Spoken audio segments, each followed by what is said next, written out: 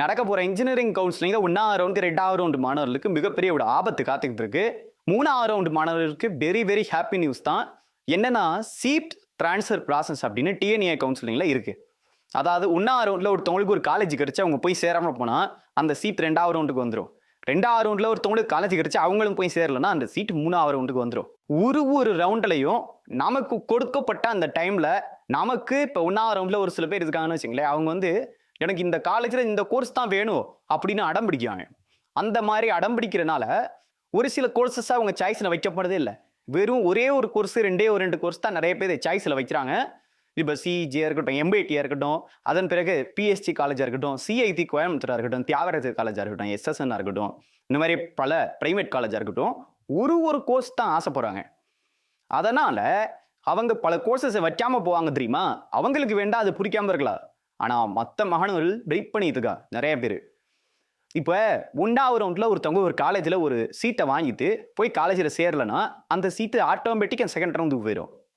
2ஆவது ரவுண்ட்லேயே என் காலேஜ் கிடைச்சிச்சு, நான் போய் காலேஜ்லேயே டிஎஸ்சிலேயே நான் போய் சேரலைன்னா அந்த சீட்டு ஆட்டோமேட்டிக்காக தேர்ட் ரவுண்டு போயிடும். ஸோ அதனால ஒரு ரவுண்டுலையும் உங்களுக்கு 5 நாள் கொடுத்துப்படுது. காலேஜுக்கு கிடைச்சோன்னு நீங்கள் போய் சேராமல் போனீங்கன்னா கண்டிப்பாக அந்த சீட் அடுத்த ரவுண்டுக்கு போயிடும். சாய்ஸில் நீங்கள் அந்த கோர்ஸை வைக்கலன்னு வச்சுங்க, தானே அடுத்த ரவுண்டுக்கு போயிடும். ஸோ அதனால உங்களுக்காக நீங்கள் வேணா எனக்கு இந்த கோர்ஸ் பிடிக்கல சார், இந்த காலேஜ் பார்த்தீங்கன்னா எனக்கு காலேஜ் பிடிச்சிருக்கு, ஆனால் இந்த டிபார்ட்மெண்ட் மட்டும்தான் நான் எடுக்க போறேன் அப்படின்னா உங்களுக்கு வேணா அப்படி எடுவா. 2ஆவது ரவுண்டு 1ஆவது ரவுண்டில் 39,145 பேர். இதில் பல மாணவர்களுக்கு இந்த கோர்ஸ் அந்த கோர்ஸ் பெரிய பெரிய காலேஜை மட்டும்தான் எய்ம் பண்ணுவீங்க. எல்லா கோர்ஸையும் நீங்கள் வச்சிங்கன்னா கட்டாயமாக பெரிய பெரிய காலேஜில் 1ஆவது ரவுண்டில் நீங்கள் சீட் எடுத்துடலாம். இது ஒன்று. அடுத்து 2ஆவது ரவுண்டில் பல மாணவர்கள் வெயிட் பண்ணிட்டு இருக்காங்கல்ல, 1ஆவது ரவுண்டில் நான் இதை தான் படிப்பேன்னு அந்த மாணவன் திரும்பிடா நமக்கு சந்தோஷம். 2ஆவது ரவுண்டுக்கும் பயிற்சி தான். அவங்க சீட் இருக்காமல் போனால் நம்ம சிஇசி கேம்பஸ்க்கே போயிடலாம், ஏன் பிஎஸ்சிக்கே போயிடலாம், சிஏக்கு கோயம்புத்தூருக்கே போயிடலாம், அதன் பிறகு எஸ்எஸ்என் போயிடலாம். இந்த மாதிரி எடுக்கணும்னா நமக்கு அடுத்தடுத்த ரவுண்டுக்கு அந்த சீட் வந்துகிட்டே இருக்கும். 1ஆவது ரவுண்டில் அப்வர்ட் மூவ்மெண்ட் இருக்கு, 2ஆவது ரவுண்டில் அப்வர்ட் மூவ்மெண்ட் இருக்கு, 3ஆவது ரவுண்ட்லேயும் அப்வர்ட் மூவ்மெண்ட் இருக்கு. இப்போ அந்த 5 நாளில் உங்களுக்கு ஒரு ரவுண்ட்லையும் இப்போ காலேஜ்லையும் டிஎஃப்சிலையும் சேர சொல்கிறாங்க. நீங்கள் போய் சேராமல் போனாவே நிறைய பேர் அப்வர்ட் மூவ்மெண்ட் கொடுத்துட்டு வெயிட் பண்ணுவாங்க, அவங்களுக்கு கூட கிடைச்சிடலாம். ஒரு சீட்டு கூட வேஸ்டியாக ஆகக்கூடாதுன்னு தான் நம்மளுடைய கவர்மெண்ட் இந்த டிஎன்ஏ கவுன்சிலிங்கை இப்படி நடத்துகிறாங்க. அதாவது 1ஆவது ரவுண்ட் தான் கிடைச்சி அவங்க போய் சேரலைன்னா அடுத்த ரவுண்டுக்கு ஆட்டோமேட்டிக்காக போயிடும் அந்த சீட்டு. 2ஆவது ரவுண்டில் அவங்க சேரலைன்னா 3ஆவது ரவுண்டுக்கு போயிடும். அது எதுக்காக சொல்கிறேன்னா, நிறைய பேர் இந்த ஸ்போர்ட்ஸ் மேலே பெரிய லெவலில் ஆசையோடு இருக்கீங்க.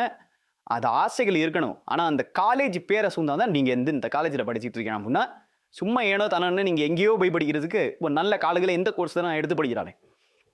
அதுக்காக நான் என்ன சொல்கிறேன்னா, 1ஆவது ரவுண்டில் நீங்கள் எதெல்லாம் பேனாடு தூக்கி போடுறீங்களோ அது எல்லாமே அடுத்தடுத்து கிட்டத்தட்ட இப்போ பார்த்தீங்கன்னா 2ஆவது ரவுண்டில் 98,565 பேர் இருக்காங்க. எவ்வளோ பேர் வெயிட்டிங்கில் இருப்பாங்க, அவங்களுக்கு கிடைக்கும்.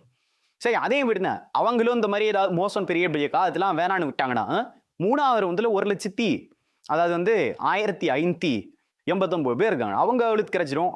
யாரெல்லாம் ஒரு சீட்டு வேணான்னு தூக்கி போடுறீங்களோ, எனக்கு இந்த காலேஜில் இந்த கோர்ஸ் வேணாம், எனக்கு சீட்டு கிடைச்சிச்சு, நான் போய் காலேஜில் சேரல, நான் போய் டிஎஃப்சியில் சேரலன்னு போறீங்களோ, அது எல்லாமே அடுத்தடுத்த ரவுண்டு 2ஆவது ரவுண்டு 3ஆவது ரவுண்டுக்கெல்லாம் நிறைய அட்வான்டேஜ் இருக்கு. 3ஆவது ரவுண்டுக்காரங்கெல்லாம் பயப்படுறதே தேவையில்லை, ஏன்னா அவங்க எடுக்காத இடங்கள் நமக்கு வந்துடும்.